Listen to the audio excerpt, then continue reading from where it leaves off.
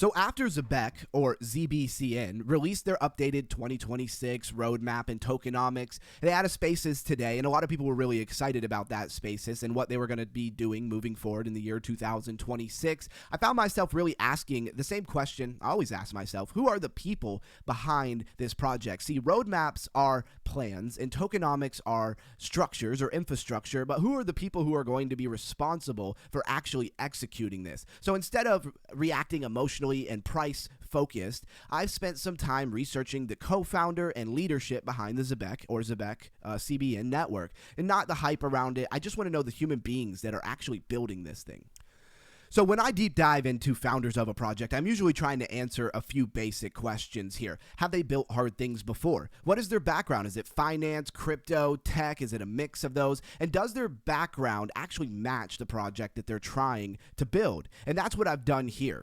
And always remember, this is not a sales pitch. There's no affiliate link that I have for Zebec Network or anything related to that. This is underground crypto deep dive research channel. We have a show Monday through Friday, 8:30 p.m. New York time. Got to let you know about that. And we're up and coming in the crypto niche. We have a great community. If you love this kind of content in crypto, please smash that like button and hit subscribe. Maybe share this video with a friend. The whole MO of our channel is to raise people's crypto IQ so they can better understand this space. And I think all too often we forget that in crypto, there are people behind the scenes actually making decisions in these projects for better or for worse. So, of course, we have to start with the main founder of Zebec, which is Sajjan Thapaliya. I hope that I am saying that correctly. And what stood out to me about Sam was not just his role, but the why behind what he is doing. So he's talked publicly about growing up without access to traditional banking. I believe he grew up in Nepal, and says that he even didn't see a bank until he was a teenager. And when you hear that, Zebec's mission really becomes clear and makes a lot of sense, because the whole protocol is about real money movement, streaming payments, continuous payroll, and breaking away from that slow traditional system. That personal background lines up with Zebec and what they're trying to solve, in my opinion. So then there's Sajjan Thapaliya, and I hope I'm saying that correctly. I believe there might be some relation there with the last name, but there's no public information to really back that up. Matter of fact, there is a lot less information publicly about him, but what he's always accredited for is business in the strategic side of the project. So you got the vision from Sam, and then the business development from Sajjan, and that combo makes for great infrastructure of the project.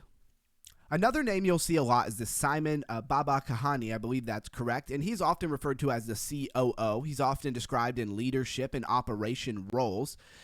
Simon seems to be the execution side, right? Partnerships, adoption, real-world integration. He's even spoken in institutional settings about Zebec. So while Sam brings the vision, Simon looks like the guy who's focused on making it real. Maybe he has a lot of connections in this industry. All right, there's two more names worth mentioning, and this is the first one, and he's on the technical side of things. This is Kian Schreiber. I hope I said that correctly. He is the CTO, and he's responsible for product development, multi-chain architecture, and really just making sure that the tech works. He's worth mentioning in this review.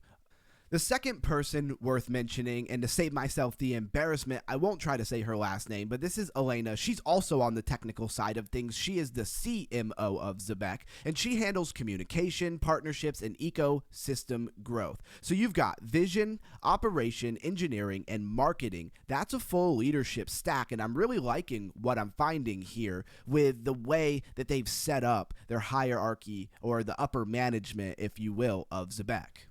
One thing that I'm always careful about, really in crypto in general, is to not confuse confidence with competent. And a lot of projects sound confident. So when I look into the team, I'm not really asking, are they loud? What I'm asking is, does the background explain why this project looks the way that it does? Now let's connect back to the roadmap, if you will. And this is why timing matters so much. Zebec just dropped a detailed 2026 roadmap and revised tokenomics, and we did a full read of that. It'll be linked in the description. It'll be available for you at the end of the video. And when you read that update, after knowing who's behind it, it really changes the picture of everything and makes a lot more sense. It's not necessarily good or bad, just understandable.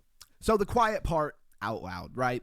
Does all of these credentials and the great people that they seem to have working behind the scenes, Zebec Network, mean that they have success in the bag? Of course not, right? And no roadmap really ever does, but I do think there's value in separating the plan from the people who are responsible for carrying out such plan. So if you're following ZBCN long term, or you're just learning how to evaluate crypto projects in the space better, this is part of the project. Teams don't usually tell you everything, but they usually tell you something about what is going on behind the scenes. If you've enjoyed this video, smash the like button, subscribe, send it to somebody who you know loves crypto. And I have to tell you again, if you would like to raise your crypto IQ, maybe to be a better speculator in the space, maybe you're really into the tech, come to our live streams Monday through Friday, guaranteed 8:30 p.m. New York time, 10 p.m. on the weekends. Most of the time, every once in a while I miss one. We're real people here, and we have a great community and family. There also is a free Discord where we hang out when we're not live streaming, and there's a lot going on there. Come over, join the underground crypto family.